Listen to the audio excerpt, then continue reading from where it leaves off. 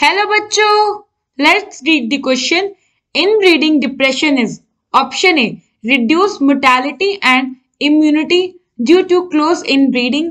Option B decrease productivity due to mating of superior male and inferior female. Option C decrease in body mass of progeny due to continued close inbreeding.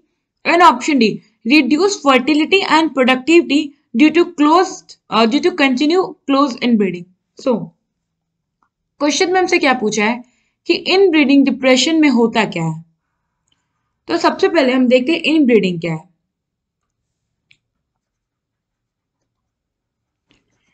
Inbreeding में same breed के animals को mate कराया जाता है.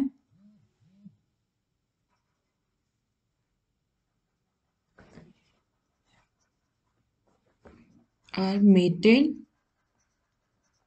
और ये जो animal होते हैं इनमें होता है सुपीरियर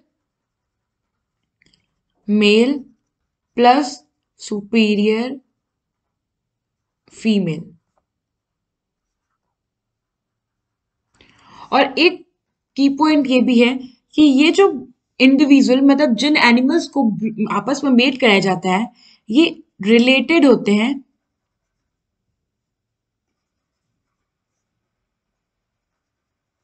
एक दूसरे से अप टू 4 to 6 जनरेशंस.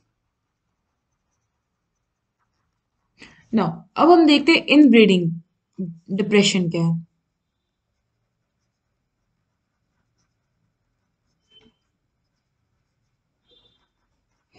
जैसा कि हमने देखा कि इनब्रीडिंग में क्या होता था कि एक ही ब्रीड के जो 4 to 6 जनरेशन तक रिलेटेड एनिमल्स थे उनको सुपीरियर मेल और सुपीरियर फीमेल को ब्रीड कराते थे. तो क्या होता है जब हम कॉन्टिन्यूअस क्लोज इन ब्रीडिंग कराते हैं तो एट द एंड क्या होता है जो फर्टिलिटी होती है वो रिड्यूस हो जाती है और जिसका अफेक्ट प्रोडक्टिविटी पे पड़ता है. सो प्रोडक्टिविटी भी रिड्यूस हो जाती है. तो इनब्रीडिंग डिप्रेशन में फर्टिलिटी रिड्यूस होती है और प्रोडक्टिविटी भी रिड्यूस हो जाती है. और इनब्रीडिंग डिप्रेशन को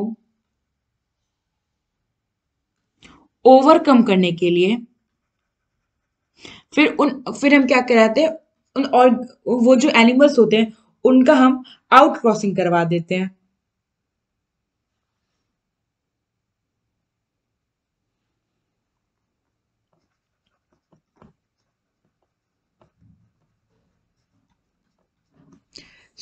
अगर हमारे हम ऑप्शंस को देखें तो पहला ऑप्शन क्या कह रहा है कि रिड्यूस कर जाता है mortality and immunity due to close inbreeding. तो ये स्टेटमेंट गलत है.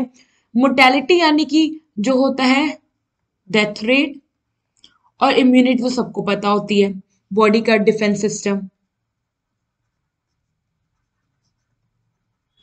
तो इन दोनों पे तो कोई इफेक्ट नहीं पड़ता है. तो ये स्टेटमेंट हमारा गलत हो गया. नाउ सेकेंड स्टेटमेंट क्या कर रहा है कि डिक्रीज प्रोडक्टिविटी होती है due to mating of superior male and inferior female. तो ये भी हमारा गलत है. प्रोडक्टिविटी तो डिक्रीज होती है लेकिन मेटिंग होता है superior male and superior female के बीच में.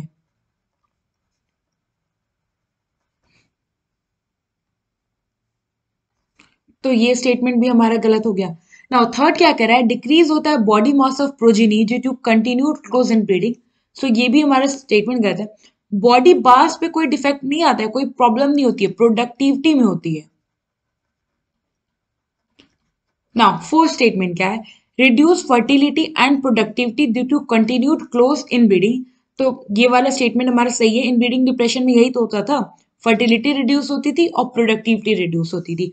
सो जो यहाँ हमारा करेक्ट ऑप्शन है वो है ऑप्शन डी. आई होप आपको ये क्वेश्चन समझ में आया होगा. Thank you.